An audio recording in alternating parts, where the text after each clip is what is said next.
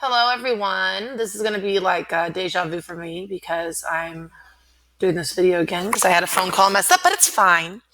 Okay, we're going to talk about this, and this is going to be kind of important to you because I'm going to give you a way to factor some things that we used to not be able to factor. So this could help you potentially on future SAT type tests. And the first thing they're going to ask us is, so let's say I'm supposed to factor 147. I don't know that off the top of my head, but if I know that 7 goes in there, then I can just type 147 divide by 7, and I get 21, and I know that 21 is 7 times 3.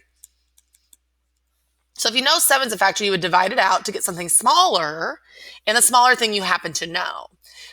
So that's how you would do that. Now, that's very similar to this polynomial because my factors here are 7 times 7 times 3, which the happens to be the same as the roots of this particular polynomial. So if I was going to write this out in standard form, I happen to know that I would be negative 147 at the end.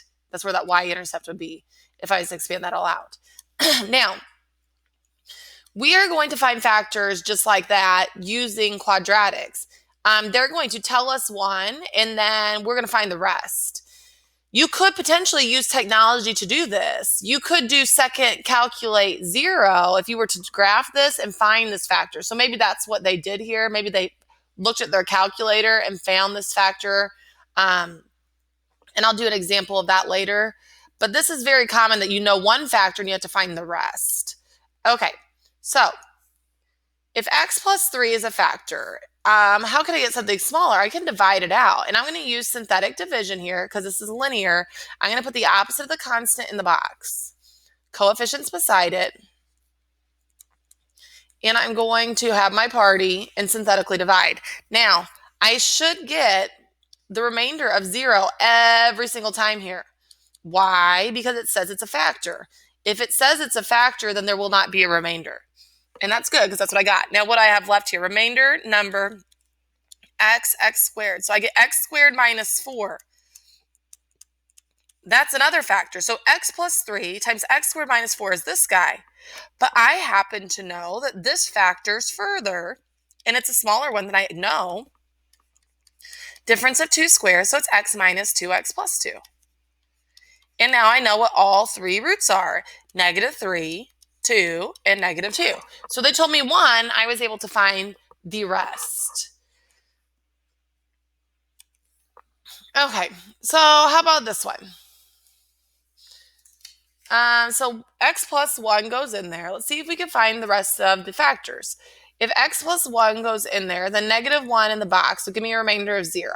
So let's see if that happens. Drop the 1 and party. You multiply, you add. You multiply, you add. You multiply, you add. There's my remainder of 0. There's my remainder of 0. Number x squared. So x plus 1 times x squared plus 5x plus 6 will give me this f of x.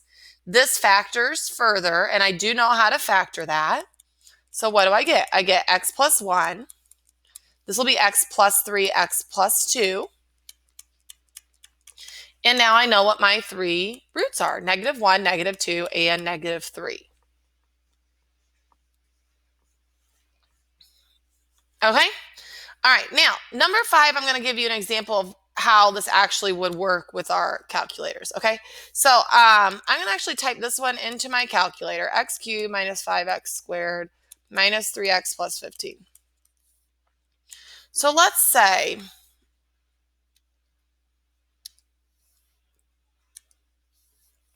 actually, just to show you real quick, I'm going to type in the first one. The last one we just did, number 4, because I'm going to show you how sometimes it's really easy to go factored form.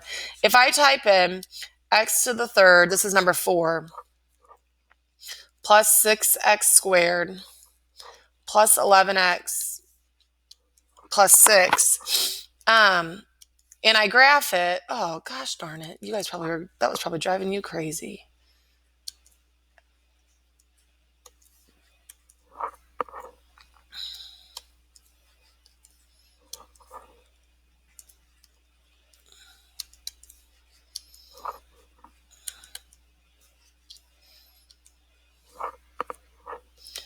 Okay.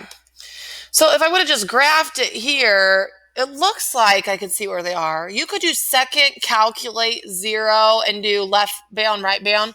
But if you look at the table here, look, you could see there's the 3 x-intercepts right there, -1, -2, -3. So if you know the roots, you can put the root in the box and divide out, but you don't need to. You're looking for 3 and you can clearly see 3. Now on this next one I'm going to do, you're not going to clearly see 3. So now I'm back on number 5. So I have x cubed minus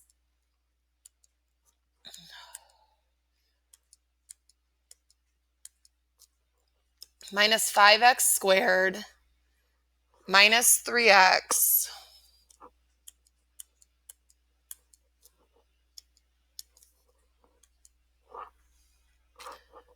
plus 15. Okay.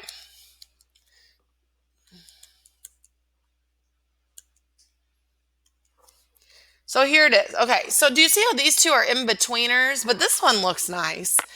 Is it nice? If you go to your table, you can see it right there. It's at 5. Yeah. So 5 is a root, but I can't find the other two because they're in-betweeners. So I know that 5 is a root, and that's why they say that 5 is a x minus 5 is a factor. So I can use division to find the rest. I will put the 5 in the box, write down my coefficients, and synthetically divide. So you drop your 1 and you party. 1 times 5 is 5. Add a 0. 0, -3, -15. The remainder is 0, just like I need it to be. Remainder number, xx squared. So I have x minus 5 and I have x squared minus 3. Now that does not factor further. So you could write your factored form like this. X minus 5 times x squared minus 3.